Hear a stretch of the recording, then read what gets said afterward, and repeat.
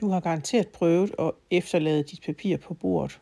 Glemme det, og så er det pludselig blevet lidt falmet af at ligge i lyset. Og det er jo en sjov effekt, der kan komme af falmningen, men helst ikke før vi ved, hvad det er for en blomst, det skal blive til.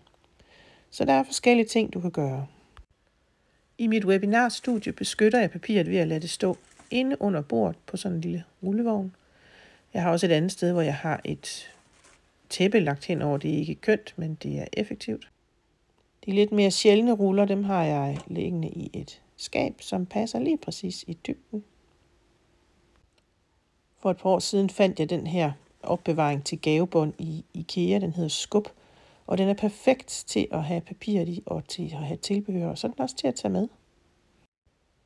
Jeg har også sådan en lille hønneboks, hvor jeg har alt det papir nede, som er blevet farvet på et eller andet tidspunkt. Det ligger simpelthen beskyttet og er lige klar til at tage op, når jeg skal bruge det. Papiret i webshoppen, det ligger i et lysafskærmet rum. Der er simpelthen ingen dagslys derinde, for at være sikker på, at det er helt uden falmning, før det når hjem til dig.